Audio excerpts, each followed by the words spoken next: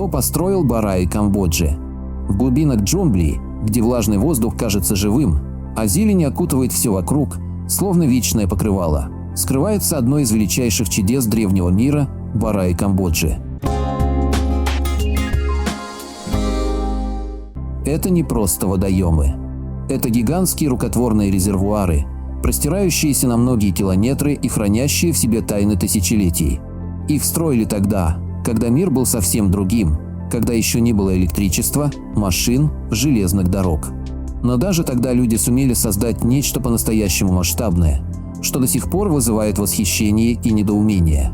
Вопрос: кто построил Бараи?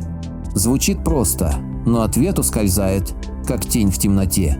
Первое, что приходит в голову, это мысль о том, что такие сооружения могли быть возведены только под руководством великих цивилизаций.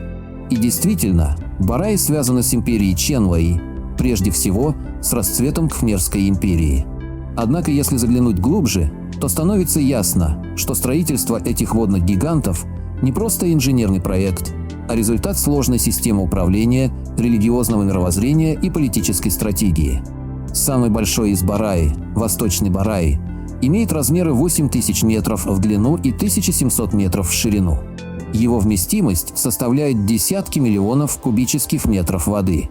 Чтобы представить себе масштаб, достаточно сказать, что такой объем способен наполнить несколько десятков тысяч современных бассейнов. Строили его без экскаваторов, без самосвалов, без техники, которую мы сегодня считаем обыденной. Как же это было возможно? Ответ лежит в организации труда, планировании и, конечно, вере. Каждая частица земли, вынутая из будущего резервуара, должна была быть перенесена людьми. Миллионы движений, миллионы усилий. Никто не знает точного числа рабочих, принимавших участие в строительстве, но предполагается, что их были тысячи, возможно, десятки тысяч. Работали они не за деньги, а за веру или повинуясь указу правителя. Империя жила по принципу «служи государству, получишь благо в этом мире и следующем». Но почему именно водоемы? Почему не каналы, не акведуки? Потому что Бараи – это не просто хранилище воды. Это символ власти, богатства и божественного происхождения правителя. Вода в них была не только источником жизни для поля, она была священной. Для кхмеров вода всегда имела мистическое значение. Она очищала, давала силы, связывала небо и землю. В каждом камне храма, в каждой капле воды, собранной в Бараи, чувствовалось дыхание космоса. Интересно, что эти резервуары находились рядом с важнейшими религиозными комплексами. Например, Восточный Бараи расположен в непосредственной близости от знаменитого Ангкора. Он стал частью целой системы, в которую входили не только водные сооружения, но и каналы, плотины, мосты. Все это образовывало единый механизм, поддерживающий жизнь огромного населенного пункта. Без воды не было бы ни сельского хозяйства, ни гигантских церемоний, ни процветания культуры. Однако, как и всякая система, Бараи имели свои слабые стороны. Со временем климат менялся. Дожди становились менее регулярными, уровень воды падал. Иногда в сезон дождей резервуары переполнялись, разрушалось побережье, затапливались окрестности. Управление таким гигантским объектом требовало постоянного контроля, ремонта, модернизации. Возможно, именно эта зависимость стала одной из причин упадка Кхмерской империи. Ученые до сих пор спорят, каким образом осуществлялось управление Бараи. Некоторые полагают, что существовала развитая бюрократическая система, которая отвечала за распределение ресурсов. Другие считают, что основная роль принадлежала религиозным лидерам, которые использовали воду как средство влияния на население. Есть и более радикальные точки зрения. Некоторые исследователи предполагают, что Бараи могли иметь не только практическое, но и символическое назначение. То есть, возможно, они никогда не заполнялись полностью, а служили лишь элементом ритуального пространства. Один из самых удивительных моментов в истории Бараи – это их расположение. Они не случайны. Каждый водоем находится в строгом соответствии с системой ориентации на местности. Часто он совпадает с направлениями сторон света или связан с расположением храмов. Такая точность говорит о высоком уровне геодезических знаний. Но как могли кхмеры так точно определять координаты без современных приборов? Возможно, они использовали звезды, солнце, тени, наблюдение за природой. Есть легенды, согласно которым бараи строились по указанию богов. Что каждый камень, каждая кладка была освящена, что во время закладки фундамента совершались ритуалы, иногда кровавые. Археологи находили следы человеческих жертвоприношений недалеко от некоторых сооружений. Это добавляет тайнам бараи еще больше мистичности. Возможно, строители верили, что духи должны быть умиротворены, чтобы вода не иссякла, а стены не обрушились. Особое внимание заслуживает вопрос о технологии строительства. Как возводились стены резервуаров? Из чего? Оказалось, что основным материалом был песчаник и глина. Но песчаник – довольно прочный материал, но он легко впитывает воду. Чтобы предотвратить просачивание, строители применяли особую смесь, состоявшую из глины, растительных остатков и, возможно, каких-то минеральных веществ. Эта технология позволяла сохранять воду внутри, не допуская ее утечки. Но даже самые надежные конструкции не вечны.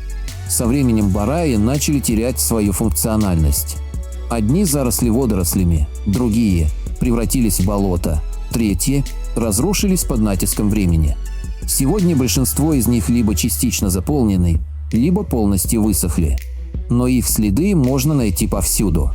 Гигантские прямоугольники на картах, обрывки стен, редкие колодцы – все это напоминание о былом величии.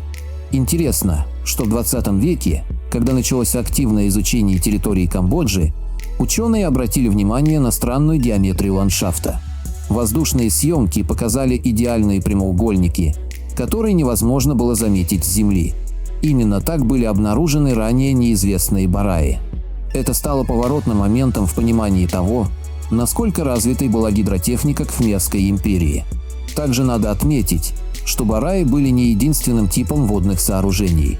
Параллельно с ними существовали каналы, которые соединяли резервуары между собой, обеспечивали доставку воды к полям и городам. Эти каналы тоже строились вручную, и их протяженность составляла сотни километров. Без такой сети невозможно было бы поддерживать жизнь в таком крупном городе, как Ангкор.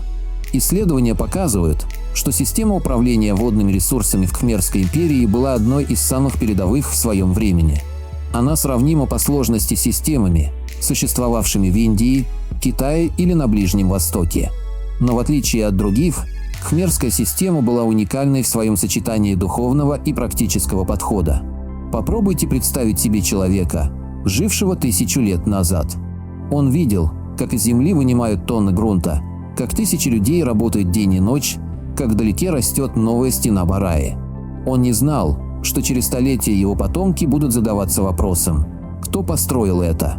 Но он знал одно – он делает это ради своего народа, ради своих богов, ради своего короля. Можно долго говорить о материальной стороне дела, о технологиях, методах строительства, географическом положении. Но истинная загадка бараи заключается в том, что они были построены не просто ради воды. Они были частью чего-то большего. Частью веры, частицей Вселенной, созданной человеком. Возможно, мы никогда не узнаем всех подробностей. Возможно, некоторые тайны останутся навсегда скрытыми под слоем времени. Но одно известно точно – те, кто построил бараи, были не просто рабочими, не просто ремесленниками. Они были частью великой цивилизации, которая стремилась преодолеть границы возможного. Именно поэтому, стоя у края высохшего бараи, чувствуешь не просто историческую значимость, но какую-то внутреннюю связь с прошлым. Ты понимаешь, что перед тобой не просто руины, а мысли тех, кто трудился здесь много веков назад. Мысли, которые до сих пор пытаются рассказать нам свою историю. Тишина, царящая над высохшими остатками восточного бараи, кажется почти святой. Воздух неподвижен, лишь вдалеке слышится трели птиц до шуршания листьев под ногами редких посетителей. Здесь, среди руин величественного сооружения, которое некогда хранило жизнь для целого народа, невольно задумываешься, как могли люди без современных инструментов создать нечто столь грандиозное? Кто были эти строители? И почему их имена исчезли из памяти мира? Известно, что бараи появились еще до расцвета Ангкора. в эпоху, когда Камбоджа была частью империи Ченла. Это был период активного развития городов, храмов, систем орошения. Но даже тогда, в VII веке, строительство таких гигантских водоемов требовало колоссальных усилий. Необходимы были не только рабочие руки, но и умение планировать, организовывать, координировать. Однако, если попытаться представить себе процесс возведения одного из первых бараи, то картина будет следующей. Сотни, а может быть и тысячи людей работают под палящим солнцем, копая землю деревянными лопатами или каменными мотыгами. Они не знают, что через столетия их труд станет предметом споров ученых и источником восхищения туристов.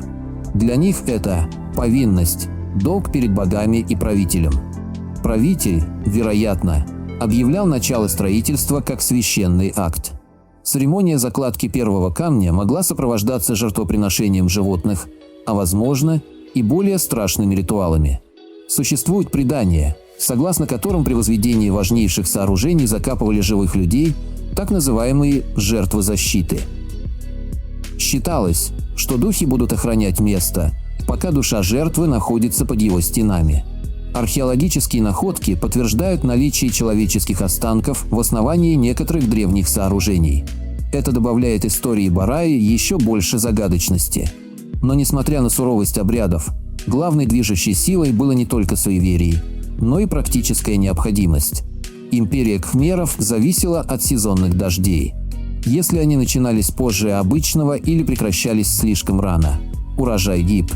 Чтобы минимизировать риски, требовались искусственные источники воды. Именно поэтому строились бараи, гигантские резервуары, способные накапливать воду во время сезона дождей и отдавать ее в засушливое время года. Важно понимать, что каждый барай был уникален. Некоторые использовались для орошения полей, другие – для нужд города, третьи – для религиозных церемоний. Например, западный барай, построенный в XI веке, считается самым большим и мог служить одновременно всем этим целям. Его размеры поражают. Он простирается на 2000 метров в длину и 1200 метров в ширину. Объем воды, который он мог вместить, равен нескольким десяткам миллионов кубических метров. Представьте себе, как вода наполняла этот гигантский прямоугольник, отражая в себе небо и храмы вокруг. Люди приходили сюда не просто за водой. Они приходили за очищением, за благословением, за жизнью. Бараи были местом встреч, торговли, поклонения. Возможно, именно поэтому многие из них находились рядом с храмами. Особый интерес вызывает связь между бараи и символикой. В буддизме и индуизме вода является одним из самых мощных элементов. Она очищает, смывает грехи, дарует новую жизнь. По преданию, сам Будда принимал омовение после рождения в священной реке. Для кхмеров бараи могли быть не просто водоемами, а своего рода микрокосмом океана, окружающего мир. Есть теория, что форма бараи, прямоугольная, тоже не случайна. Она повторяет форму священного озера Манасаровар, где, согласно легендам, совершали омовение боги. Таким образом, каждый барай становился не просто хранилищем воды, но и пространством, наполненным духовной энергией. Кроме того, расположение бараи часто совпадало с осью север-юг или восток-запад. Это указывает на использование астрономических знаний при проектировании. Строители могли ориентироваться на положение Солнца, звезд, тени, чтобы точно определить направление. Такие технологии были развиты не только у кхмеров, но и у других древних культур, например, египтян или майя. Однако, в отличие от пирамид или храмов, бараи – это сооружения, которые постоянно изменялись. Их ремонтировали, углубляли, расширяли. Иногда они выходили из строя, иногда переполнялись. Ученые установили, что некоторые из них имели сложную систему каналов, плотин и шлюзов, позволявших контролировать уровень воды. Эта система управления водными ресурсами была одной из самых развитых в мире. Даже сегодня, исследуя остатки бараи, специалисты удивляются, каким уровнем знаний обладали древние кхмеры. Они умели рассчитывать объемы, учитывать геологию, строить прочные конструкции. И все это без компьютеров, без чертежей, без математического языка, которым мы пользуемся сейчас. Но если бараи были так важны, почему же они не сохранились в рабочем состоянии? Почему большинство из них сегодня либо частично заполнены, либо полностью пересохли? Ответ кроется в нескольких факторах. Первый – климатические изменения. За последние 700 лет в регионе произошли серьезные перемены. Дожди стали менее регулярными, температура повысилась. Это привело к тому, что резервуары начали терять воду быстрее, чем раньше. Второй фактор – политическая нестабильность.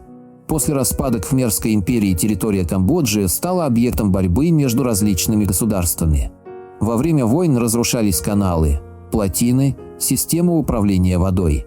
Без постоянного обслуживания бараи начали зарастать, заболачиваться, терять свою функциональность. Третий фактор – демографические изменения.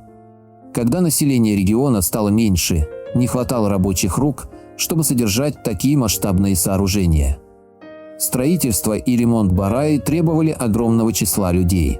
Без этого они постепенно пришли в упадок.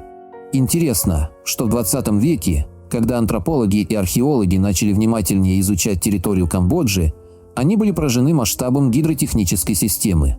Особенно много открытий было сделано благодаря аэрофотосъемке. На снимках с воздуха стали видны идеальные прямоугольники, которые невозможно было заметить с Земли.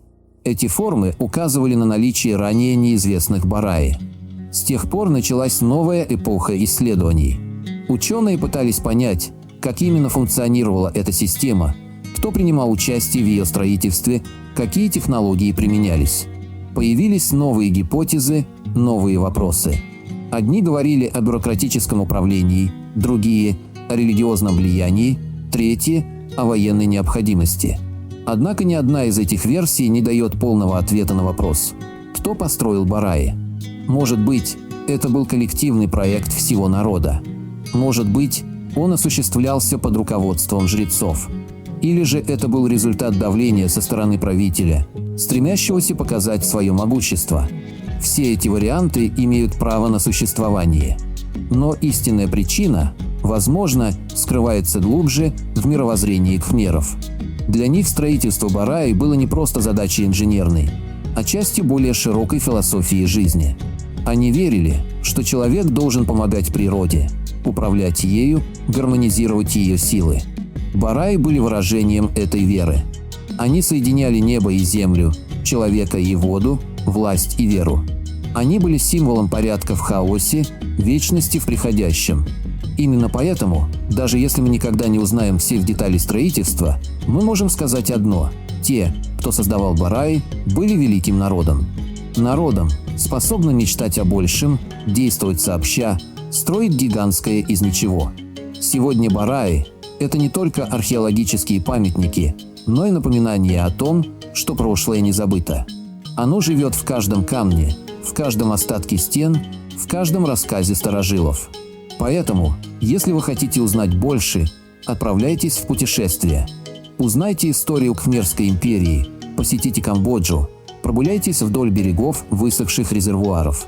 Послушайте, что они вам расскажут. И пусть вас не пугает, что ответов нет. Иногда сам поиск знаний важнее любого итога. Ведь именно так мы становимся ближе к истине. Благодарю всех, кто подписался на мой канал и смотрит мои видео. Ссылка на статью в описании. Поделитесь моим видео в соцсетях с родными, друзьями и знакомыми. Люди имеют право знать все точки зрения. Всем спасибо за внимание, буду рад вас видеть на своем канале снова.